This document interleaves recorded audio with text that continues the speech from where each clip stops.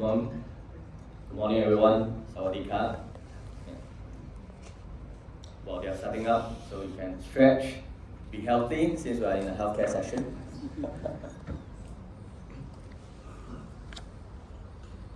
We have more than 26 slides, which I don't think I can finish in 30 minutes. So I'll try to cut down. And if you like the slides, there's a lot of information. You can request a copy of that from the organizer. Okay, so this test works. Okay, and the sound. Okay, thanks. Okay, good morning, everyone. So my name is Jim Lim. Very easy to remember. Forget about the last two words. Okay. Today I'm representing National University of Singapore, right, as an executive education fellow. And actually I teach AI, digital transformations, 5G in the university. But I'm actually a practitioner as well. I'm not just a full-time academic. So I'm actually leading the healthcare and life sciences practice of NCS in Singapore, which does 80% of the government hospital and Ministry of Health systems in Singapore. And before that, and actually in between, I'm also currently the advisor of a few, I'll say, health tech and medtech startups. One of them is Space MedTech that does the heart monitoring device for CHF, congestive heart failure. Okay? And that's working very closely with hospitals in Singapore to actually promote the home-based care, okay, for heart patients. And then there's a Healthcare FinTech Alliance that I'm also in the board of advisor, which is I would say, an alliance between Pfizer, Alibaba, and Singapore FinTech Alliance. Okay, and what makes me probably can talk about telehealth and AI healthcare, because I was the founding CEO of Good Doctor Technology. I have my colleague from Good Doctor Technology Thailand at the back as well. You can talk to him more. His name is Gauli. Okay. So let's move quickly. So I structured my slides into three parts. One is what happened in the past, because pandemic or COVID-19 was about 2-3 years ago, right? So we have a lot of lessons learned from there. And then the next part is the present. So from the lessons learned from the pandemic, how did Singapore Ministry of Health or the hospitals actually use AI, right, to either combat the pandemic or future pandemic, or as well as moving into improve operations in the hospital and in the public health itself. Then we have the last part about the future. Okay, let's start with the past. So I always like to talk about this because it was supposed to be a long weekend. In Singapore, we treasure long weekend a lot. You have holiday from Friday, Saturday, Sunday, then you have a rest. But I suddenly got a call on a Good Friday morning, right, there's an Easter weekend in 2020, before Singapore actually went into what we call a lockdown phase. Yeah? So I got a call. At that time, the government is saying, who wants to volunteer to serve in what we call the community care facility? Okay, so I was there serving the nation, okay, volunteering my service. We set up what we call the community care facility. For those who know what China did, they set up temporary hospital, right? It's called Fang Chang Yiyuan. So this is where it is. We set up in Singapore Expo, right? Setting up the physical facilities with multiple agencies and private sector, as well as volunteering our services in the IT support. Okay, so what are the IT support? Of course, we have foreign workers at that time, as well as some local Singaporeans who need to be quarantined. Right now, we are very familiar. Imagine 2020 when it just broke out in Asia. We all don't know what to do, right? So it was to some extent in a mess. So we set up the entire operation. We asked ourselves, how do you actually measure the vital sign of the people who are being quarantined? Is it so dangerous that we cannot get contact with them? So I'm actually medical PPE trained person to be able to enter into the isolation room. Okay, although I'm not a medical professional, I'm an IT person. Okay, so at that time, well, now you're very familiar with telehealth, like what Doctor mentioned, right? But imagine in 2020 when telehealth just started in Asia, right? We actually use telehealth, built an apps to really do the vital sign monitoring of the isolated or quarantined people. Okay, and also we actually call up Apple. They sponsor lots of iPads, like 1,000+ iPads, right? Some used, some new, right? Just to do the tracking of the vital signs. So again, we are also worried, right? Not worried that the people will take out iPad and run away, but we're worried that these iPads are they contaminated, right? How do we really ensure that they are not taken away from the isolation or quarantine places? So asset tracking becomes very important. How do you do that? Right, so there were so many questions, and of course, being technologists, we were so creative. Okay, let's fly some drone in the expo and monitor the people, they really take the sign. Or let's have some drones patrolling, right? But in the end, we realized that, okay, due to the height, the ceiling height, and all those things, you can't really fly a drone. So we actually have asset tracker using the very basic QR code and so on and so forth. Right. Then the other thing we talked about using, again, AI-related video analytics. So can I put video analytics there to start monitoring the quarantine people's movement and then their behavioral performance over there? So there are many things that we kind of think about, but at the end of the day, what really stand out is what we call TOW, telehealth on wheels. So you look at that, some of the picture there, we actually call up IKEA. At that time was a lockdown in Singapore. So all the, what we call the non-essential services are closed. And IKEA selling furniture is closed, it's not open. Right? So we actually have to call up IKEA and say, can you let us in? We gather some tables and some wheels, and then we start building this telehealth on wheels, because you cannot carry thousands of devices into the isolation room. Right? So we have to have someone less liberal and push all the telehealth devices into the isolation rooms. Okay? The other thing is integrated remote diagnosis. Right? This is important because you need to have your blood pressure monitor, your blood oxygen, SpO2, and all those things. Right? So again, this is linked to telehealth, telemedicine. Right? A lot of teleconsult in today's telehealth, but telediagnostic is something very important, and we realized that we did it in the quarantine facilities. Last but not least, as I mentioned, video analytics, right? This is really important, looking at the movement of the people, measuring, doing some asset tracking as well, and so on and so forth. Okay, so these are some of the things that we have deployed in the community care facilities, and there's a lot of these that are extended in today's world as well, running a so-called smart hospital. Okay, so again, that's me, right, discussing with the people there, trying to see what we can do. But basically, another very popular thing that came out during this pandemic that we don't see before that is the AI face temperature measurement recognition tablet, right? And with that, there are actually even more temperature measurement kiosks and further developed into registration kiosks, okay? And then this is, again, during that, we realized that there are times where there are thousands of patients coming in. I cannot have enough labor, and mind you, nobody really dare to go there so often, right? Because you don't know what happened. Will I be dead going into a quarantine facility? So you don't have enough labor. Even the people in the medical services or IT services, some of them even quit if you force them to go there, right? So we have a problem. Thousands of patients coming in every day. What do you do?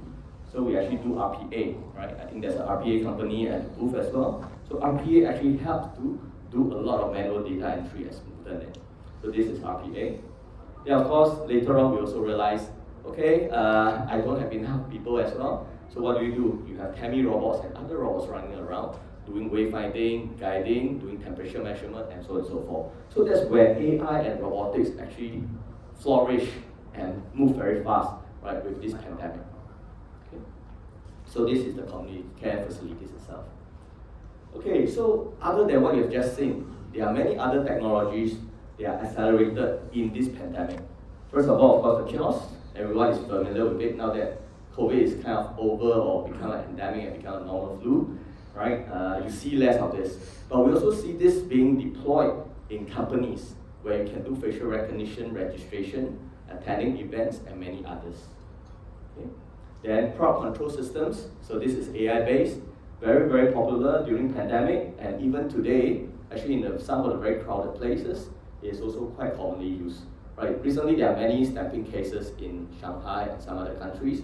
If this crowd control can continuing to be used, I think it will be very useful. Okay.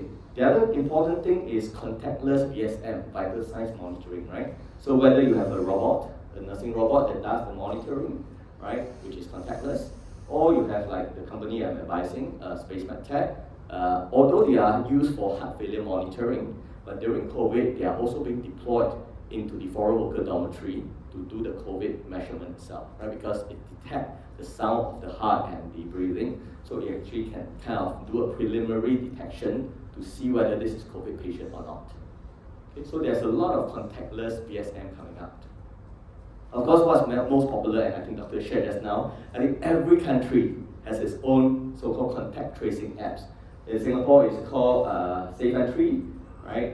We all have this thing, Trace Together Safe Entry, right? It started with a token, a dongle, and then subsequently become an app. And Singaporean goes to Malaysia often, so you have a MySejahtera, right? And then of course Thailand has its own. And there is, we have friends from Zoke, I talked to them yesterday. So they actually developed in UK NHS a COVID-19 apps as well. So I think it's across the country in different parts of the world, they have such apps. And these apps started from contact tracing, and subsequently health profile is being added. So some countries, you can see the vaccination profile, you can see whether the people are under isolation order, but this helps to do a lot of tracking and then subsequent management of the quarantine people. Last but not least, some countries actually move from contact tracing into pandemic location, which is track and trace, right, as well as outbreak prediction. So in Singapore, there are some telco-related companies using a lot of telco data because we have a lot of location data to track the people, right? And then with that, you can track the potential location where you have a lot of COVID cases. And those are what we call the heat map, the hot cases and hot location, and government will issue warning to say, please don't go there and all those things. So I've seen this in Singapore as well as in Malaysia and Australia. Okay. So these are some of the technologies, and many of this needs a lot of data, as you can see, and some of these applications or systems actually leverage AI to understand, analyze the data, and do the subsequent prediction or measurements or activities. Okay. So I will not go through all this detail. You can get a copy of these slides. There are lots of press release reportings about what AI is used in combating COVID, from Singapore Straits Times all the way to South China Post in China, as well as the last one's okay in UK. I mean, talking about UK mobile apps. So there are plenty of examples, right? So a little bit of recognizing myself. So with this volunteerism, not knowing what is going to happen to me when I volunteer the service, actually all of us who volunteered in these community care facilities, the quarantine facility, we got an SG United award, right, from the government itself. And being an academic, part-time academic, I like to always remember what I've done before. So actually there's this book called Leading with IT, you can do a Google with it, written by the first CIO of Singapore, Prof. Alexia. So I actually wrote the last chapter called Epilogue that detailed down what are the different technology that we have used in the quarantine facility to actually help to combat COVID itself. Okay, so this is the past, right? It has already over. So let's look at the present, right? What we have learned from the past, what we've done, and how does it apply to what is being done currently. So I would think there are two things that most countries or most healthcare in different countries are focusing on. One is smart patient journey, right? Why smart hospital? I think Doctor talked about smart hospital just now, very similar vision, right? Sorry. So this smart patient journey, right, is something that, a lot of countries are focusing on. And if we look at it, there are two key trends in today's healthcare. One is digital transformation. A lot of hospital, healthcare institutions doing digital transformation, doing robotics, doing AI, right? The other one is, and in Singapore you can see that, in Singapore there are multiple agencies. One of them is a Center for Healthcare Innovations that focus a lot on robotics and AI. The other one is Chart that focus on robotics. And then in Singapore there is this MOH guideline for AI called Agile, AIHPLE. You can download the paper. It talks about how you can use AI in Singapore healthcare itself. Okay. Then other than digital transformation of healthcare institutions, there's a lot of digital disruption, as we know, right? There's a trend of consumerization of healthcare, where telehealth is the first one that come up, and subsequently today we have a lot of telemedicine that includes telediagnostic and others, right? And other telehealth, in Singapore there's a lead program in Sandbox, right? Again, the MOH website there, they're actually trying to get telehealth or telemedicine company to try out their different apps, and then subsequently devise policy that allows how telehealth should be done. So one thing to be sure, right? AI consultation is not allowed or regulated in Singapore yet, but there's an AI enabled or assisted consultation that we can see later on. So there are these two trends where there's a lot of changes in the healthcare systems around the world. If we look at telehealth, I think everybody talk about telehealth because in COVID, you are forced to use telehealth. So telehealth becomes part of a smart patient journey. For those of you familiar with healthcare, there are two key patient journey. One is outpatient journey, right, where you don't need to be hospitalized to go and see a doctor, right? And then one is an inpatient journey where you need to be hospitalized and even do surgery. And in the traditional outpatient journey, it's always making appointments, seeing a doctor, and then get medicine and leave the hospital, right? That's outpatient journey. But with COVID and with the upcoming and the rising of telehealth, telehealth becomes part of a smart patient journey in the outpatient journey. So in Singapore today, a lot of hospitals, they themselves develop telehealth apps, right? In addition to the consumer telehealth apps. So sometimes they actually ask you, do you want to do a telehealth first before coming to the hospital? Okay. So you can see there are different big telehealth startups in ASEAN, right? In Indonesia, you have Saludar, Good Doctor. Malaysia, you have others, and of course Thailand, you have Dr. Raksa, right? So if we look at again, telehealth platform, right? The monthly active user, MAU, right? Pre-COVID and post-COVID. So during COVID or post-COVID, everyone has increased more than 100%, right? With Malaysia, Doctor On Call having the highest 500% increase in MAU, right? So that's definitely a trend, right? Then the second thing is that if we look at what's telehealth adoption market, so Singapore is fast in adopting it, right? But the market size is small, and Indonesia is the largest market size, if you ask me, right? Due to the population of 300 million people. So this is the telehealth adoption rate itself. If you look at it, telehealth is a lot about teleconsultation today, okay? But what is moving on, right? And in Singapore, people are going into symptom tracking. So there are companies like Babylon Health from UK, and some of the companies in Singapore, they are all trying to do AI symptom tracker, right? If you try a health buddy app in SingHealth in Singapore, they actually have this symptom tracker itself, right? So they can try to get into the AI triaging area. Okay? And digital twins or this AI symptom tracker becomes important because there are companies, again, quoting the case of Babylon Health from UK, right? They build the digital twins where you can start doing predictive and preventive health management. Okay? That's because you actually can look at, from now, symptom tracker is easy, right? They will just ask you, okay, which part of your body is painful, right? From the apps, you can see the digital twins.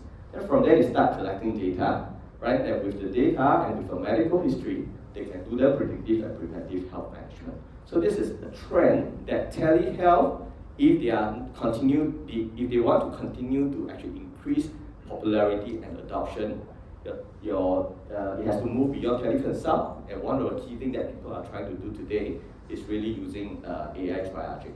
Okay? And then the other thing that I think about 6 months ago, I was talking to a hospital in Singapore. They want to build what we call a health concierge, or a Siri equivalent or Google Assistant equivalent of a health. So imagine with these apps on your phone, you go into the hospital, it can guide you throughout your entire patient journey. Right, because sometimes when you go to the hospital, you need to do different lab testing, you need to see doctor, you need to talk to the nurse for consultation, and even financial consultation, getting medical reports. So you actually get to move around different departments in the hospital.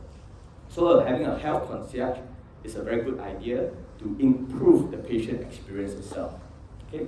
And this is being explored, and some hospitals are already trying to build that. Of course, the most basic one is a wayfinding, because there are some hospitals really it's so difficult to move around the different departments, right? Let's say in Singapore General Hospital, you have at least 7 or 8 blocks, and then you want to do different testing, you have to move between blocks. So this wayfinding is very important, and the first, most easiest step to start in a health concierge or health buddy. Okay? So what's the nirvana or the ultimate goal of a telehealth provider? Right, you have seen from teleconsult, which is commonly used today, to medication delivery, to AI symptom tracker, to digital twins, to AI concierge. Right, I think many telehealth companies were actually looking at my previous companies doing. Right, so this is what they call a 1-minute clinic. Right, one side is a vending machine that you can scan a QR code and get your medication. The other side is a consultation room, right? where you actually talk to the AI doctor below. So that's myself trying it.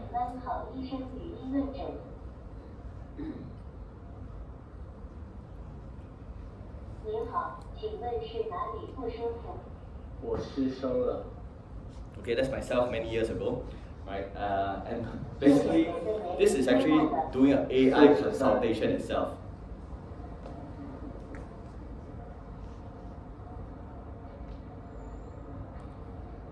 Sorry, this is in Chinese.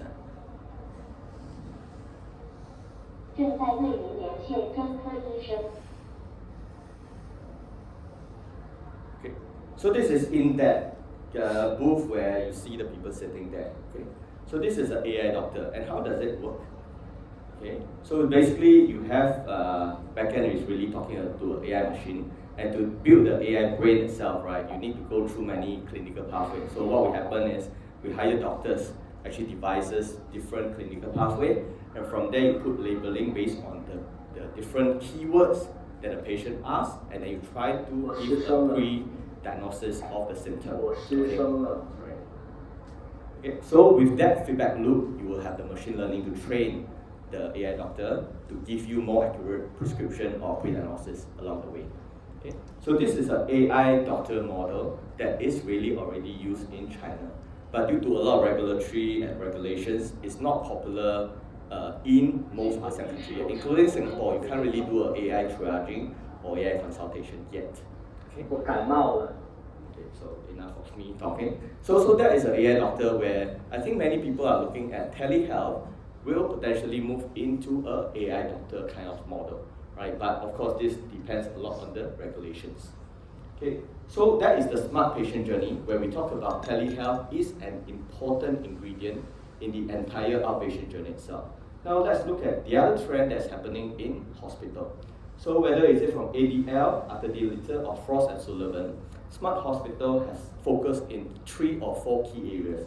One, of course, is clinical excellence, right? In any healthcare institution, clinical excellence is important, right? That's why you go and see a doctor. Okay. The other 2 things is patient-centric care, right? In the past, we always say there's not enough doctors. So you don't need to, you always feel that hey, the doctors are not giving me enough attention or not treating me well, they're just treating my symptom, not treating my brain, right? As a patient, I feel sad and all those things. So patient-centric care, getting out the mundane work from the doctors become very important. The other one is what we probably don't see so much. Actually, there's a lot of operation in the hospital settings as well.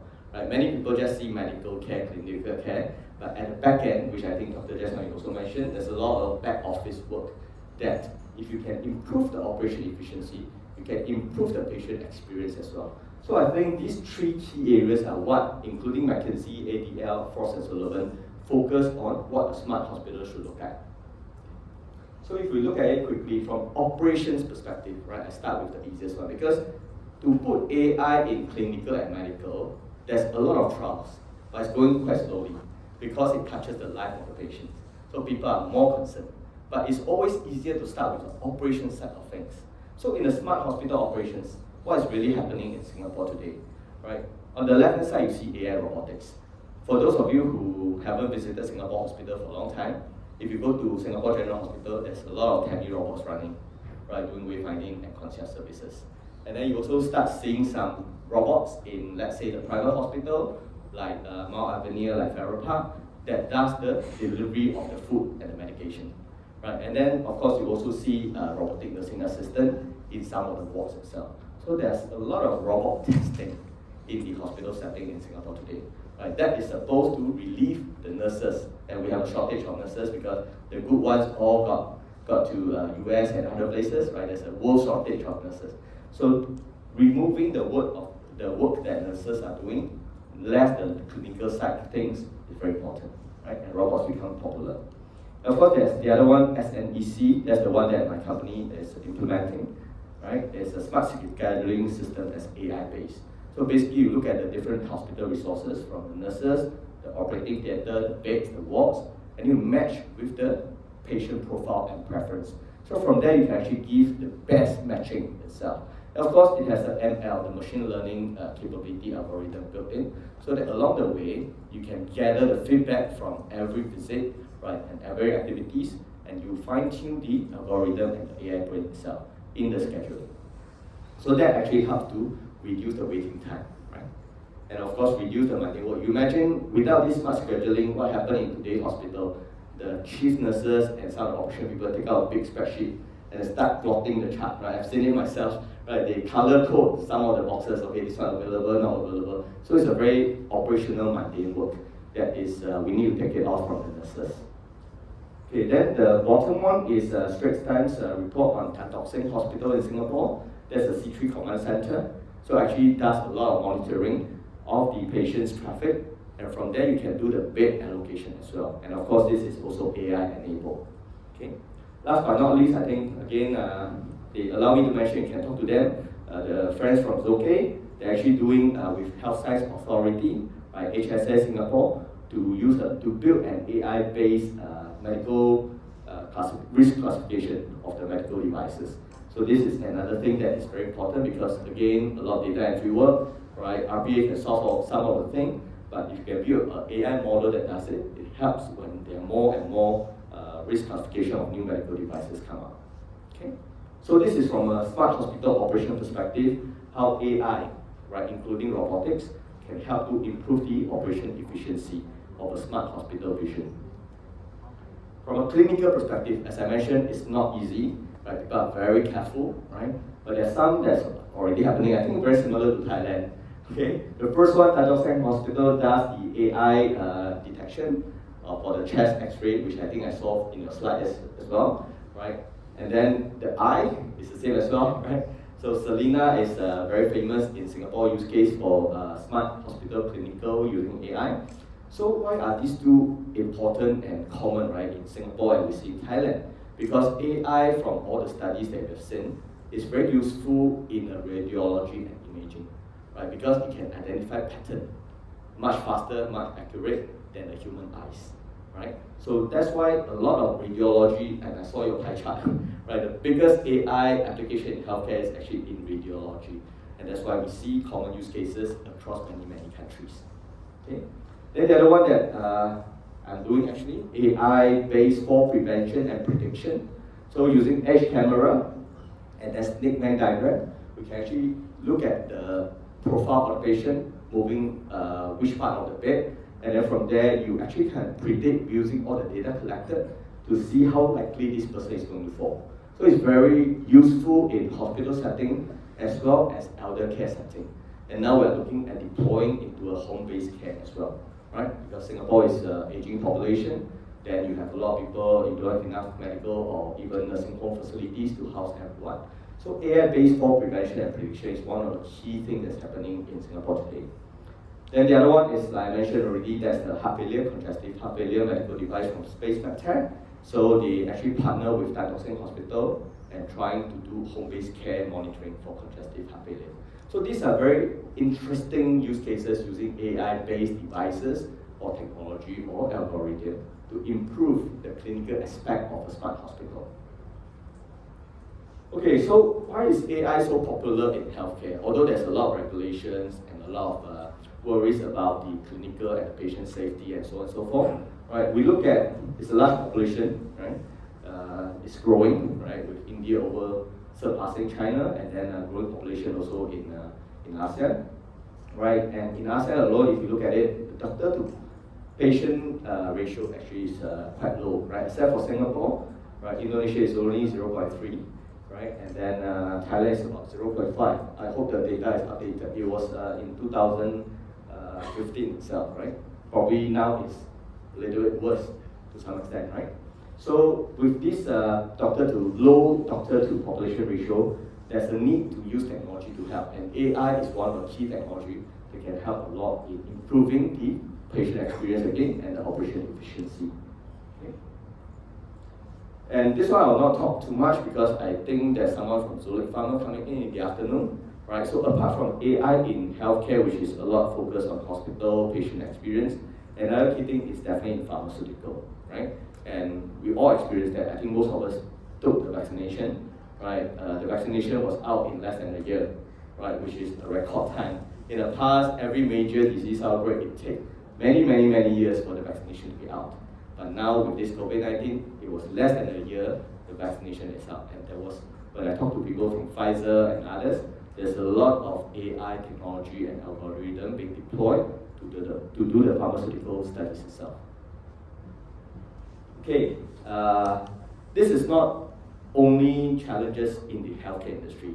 This is a common challenges in a lot of industry trying to use AI, right? Definitely development costs. Healthcare probably is more sophisticated because it touches human life. So to develop the algorithm for AI, especially in the clinical aspect, is challenging, and the cost is not cheap, right? For example, when I first started Good Doctor in Indonesia, we hired 30 doctors, right, to develop 120 clinical pathway within 6 months, and the cost is not cheap, okay? So definitely development cost is expensive, more so in the healthcare setting. Ethical issue, I think many speakers talk about that already, right? Ethical use of AI is very important consideration and challenges. Integration issues, there are a lot of AI solutions. You look at it, everyone has different algorithms, and some of them are very proprietary. So how do you integrate, especially in a healthcare setting, from the patient record, medical record, to different devices using different AI? How do you integrate together so that they can contribute to each other's data? Right. Data issue, whether is it regulatory in the PDPA or GDPR in Europe, or other regulations for data usage, right? For example, most healthcare data cannot go out of the country. So when I was doing Good Doctor in Indonesia, I have to choose the cloud provider who has a data center in Indonesia, right? And at that time, AWS doesn't have it.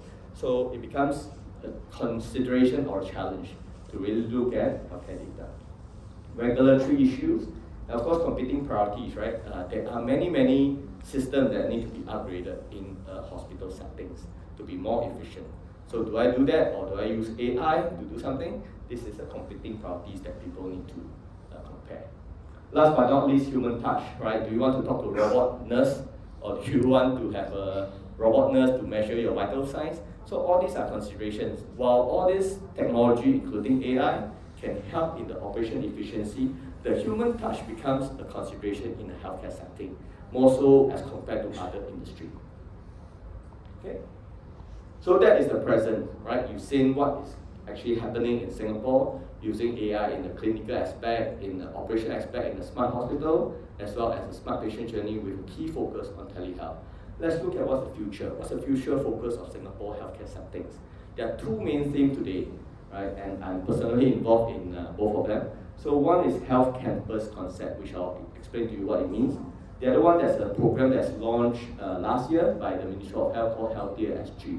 It's a national health program, right? So we are all moving from a sick care, right, in a healthcare setting into a health management. Okay, so let's take a look. So seamless care journey is what Singapore government has been pitching for the past, I think, 10 or 15 years, right?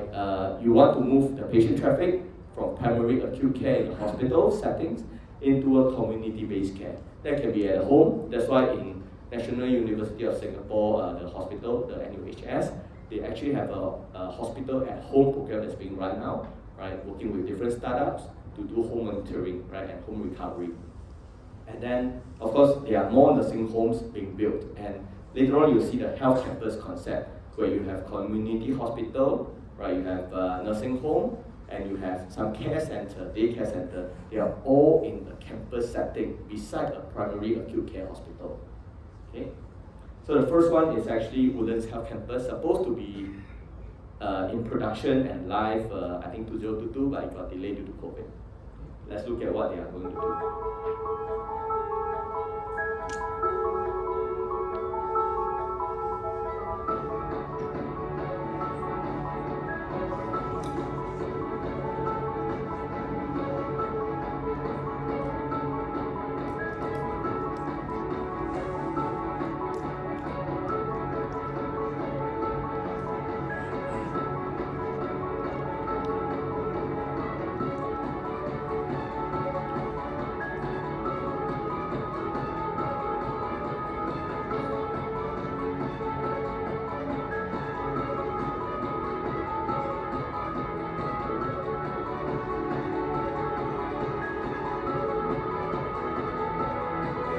So this is the part where AI comes in.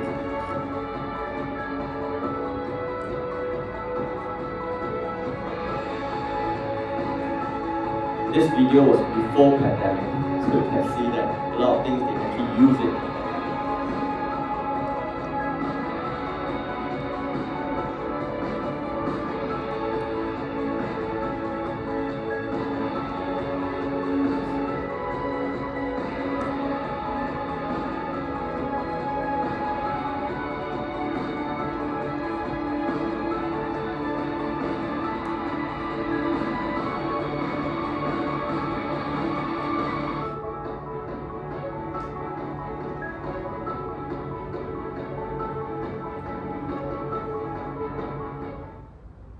Okay, so this video, as I mentioned, was released before pandemic by Straits Times, right? And what happened is a lot of the smart technology or concept actually was brought into the quarantine facility I was serving. The entire Woodlands held because due to delayed construction, they cannot build it. So the CIO and the IT division actually went to help in the quarantine facility, and then they deployed this thing, and now it's going to bring back to the hospital. So there is actually a lot of lessons from the pandemic that people are bringing into the smart hospital concept.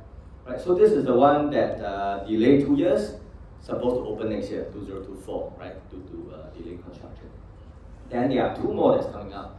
So this entire health campus concept, right, as you can see, is a combination of primary acute care hospital with community-based care hospital to elder care, daycare center, and so on and so forth. So the other one that is also in Singapore that's working, they were looking at 2030, but I think probably delay again, right, it's Novena Health City. Right, there is the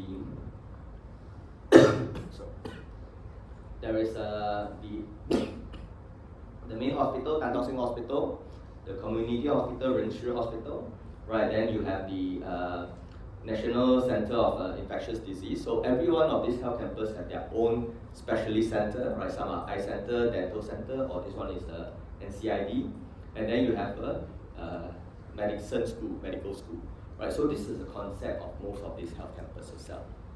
Other than these 2, Woodlands Health Campus, Novena Health City, the other one is Alexandra Hospital. Right, you can see that they also have a centralized C3 command center, and then you have a lot of smart facilities management, energy management, water management, and so on and so forth. So this is also a smart hospital in a health campus concept.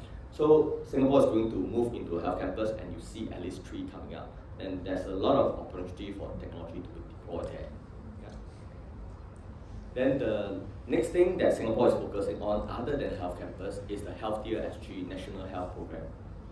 So this white paper was published last year.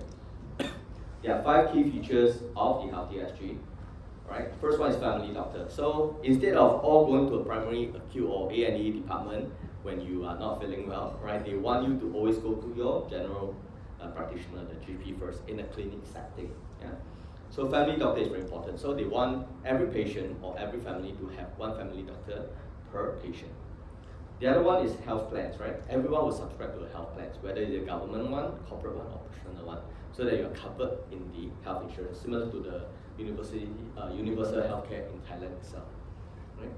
Then community partner, as I mentioned, they want to move a lot into community rather than just the primary care hospital itself. National enrollment program, they want everyone to enroll themselves in the program, and this is actually a health management program as well, right? So you can use facilities in what we call active SG centers, those kind of things. Yeah. Thank you.